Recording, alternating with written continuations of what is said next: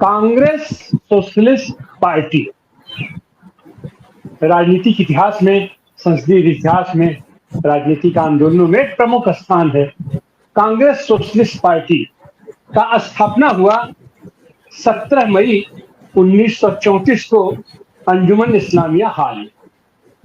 स्थापना उस समय हुआ जब भारत का स्वाधीनता आंदोलन अपनी तीव्रता पर था और कांग्रेस एक बड़ा प्लेटफॉर्म बना हुआ था और देश के सामने लक्ष्य था स्वाधीनता आंदोलन, स्वाधीनता को प्राप्त करना। जिस साम्राज्य का सूरज अस्त नहीं हो रहा था, उससे मोर्चा लेने के लिए, उससे टक्कर लेने के लिए पूरा देश एकजुट था। लेकिन उस एकजुटता का जैसे जैसे संघर्ष आगे बढ़ता गया, उसमें यह हुआ कि अब इसको वैचारिक धार देना भी जरूरी है। एक गड्ढा करने से काम नहीं चलेगा। और वैचारिक धार, उस समय तक सोवियत यूनियन में भी समाजवादी राज्य की स्थापना हो चुकी थी, वामपंथी राज्य की स्थापना हुई थी लेनिन के नेतृत्व में। तो समाजवादी धारा बड़ी तेजी के साथ आगे विकसित हो रही थी और उसका ही परिणाम ये हुआ कि उसी कांग्रेस के प्लेटफॉर्म के अंदर ही भारतीय कम्युनिस्ट पार्टी की स्थापना हुई और कांग्रेस सोशलिस्ट पार्टी की स्थापना हुई। कांग्रेस में पर्याप्त लोग समाजवादी धारा के थे, या यूं कहें कि बहुसंख्यक लोग समाजवादी धारा के थे। लेकिन उसमें से कुछ लोग ऐसे भी थे जो समाजवाद से थोड़ा उन्हें परहेज था और वो देश को अपना पहिया को उनके तरफ मोड़ने में लगे हुए थे। उस कांग्रेस सोशलिस्ट पार्टी की स्थापना आज की तारीख में तो कांग्रेस सोशलिस्ट पार्टी लगभग अस्तित्व में नहीं है, लेकिन वह धारा जो समाजवाद की विकसित हुई वो कालांतर में आज आकर के पूरे देश के पैमाने पर वो फैली हुई है। और एज सच समाजवादी पार्टी का दर्शन पूरे देश के पैमाने पर छुटपुट करके हर प्रांतों में है, लेकिन वो एकजुट हो पाने की स्थिति में आज तक नहीं बन पा रहा। लेकिन सबसे अच्छी बात यह है कि उस समाजवादी आंदोलन को स्थापित करने में कांग्रेस सोशलिस्ट पार्टी की स्थापना से लेकर के आज तक उसमें पुरुषों का तो योगदान था ही, महिलाओं का भी भरपूर योगदान रहा है, भरपूर योगदान रहा है। और या यूं कहें कि उसके बाद जो सबसे बड़ा आंदोलन हुआ 1942 का आंदोलन, उसमें तो महिलाओं ने बढ़ चढ़ के हिस्सा लिया। हिस्सा क्या लिया? एक तरीके से पूरा उसका नेतृत्व किया।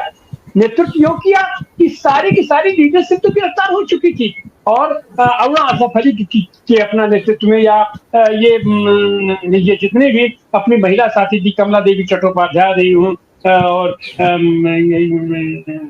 ये सारे लोगों के अपने नेतृत्व में महिलाओं ने बढ़ चढ़ कर, और वो समाजवादी आंदोलन की धारा आज तक जिंदा है। आगे चल करके लोहिया ने चौखंभारा जो तरह तरह की बातें की और उसमें हुआ नर नारी समानता की बात आई कि नर और नारी दोनों हमारे समाज के वो गाड़ी के दो पहिए हैं, ये समानांतर रूप से साथ चलना होगा। तो वह मिथक जो था कि नहीं, महिलाओं को तो भूगत में रहना चाहिए, घर के अंदर रहना चाहिए, बाहर समाज में नहीं आना चाहिए, राजनीति में नहीं आना चाहिए, वो सारे मिथक को तोड़ा हमारे समाजवादी आंदोलन ने।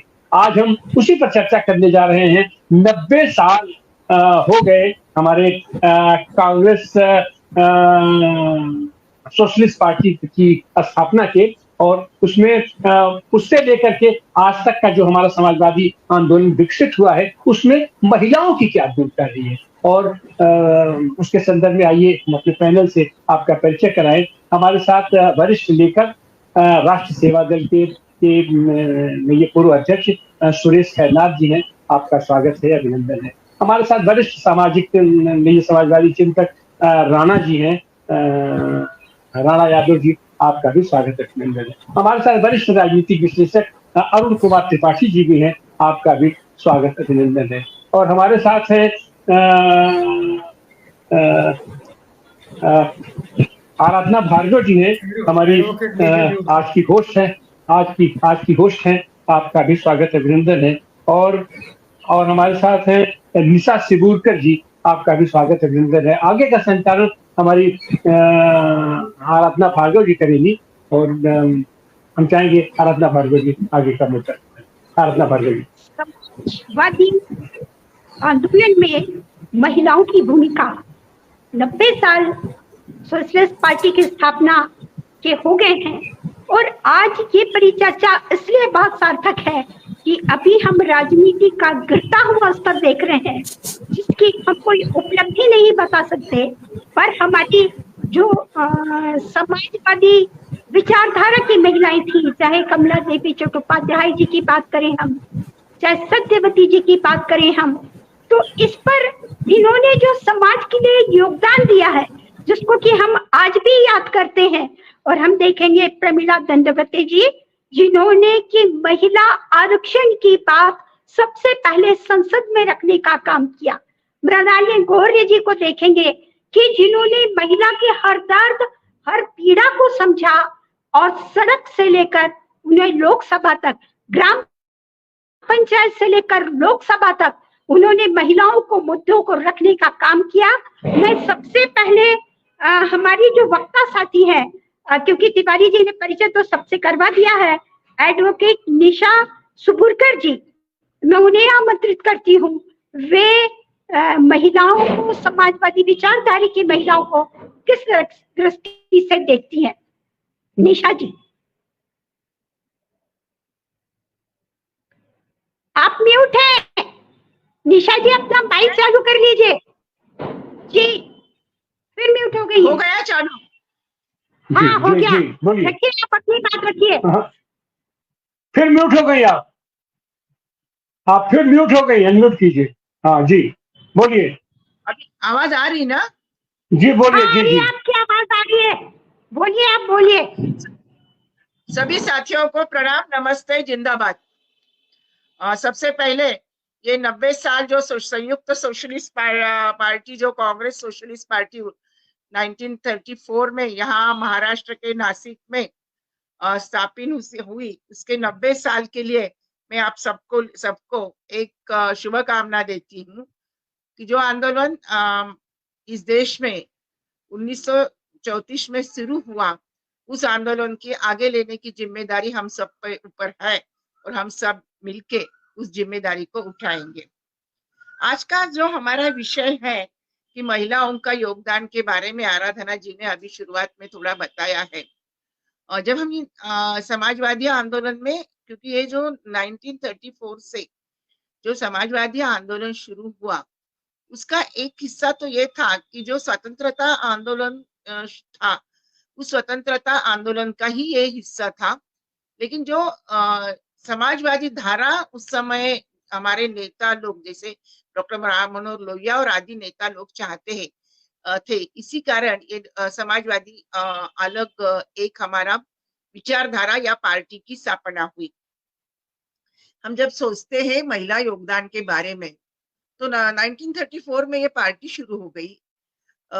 उसी के 4 साल पहले देश में एक बहुत बड़ा आंदोलन हुआ, जो महात्मा गांधी जी के नेतृत्व में हुआ।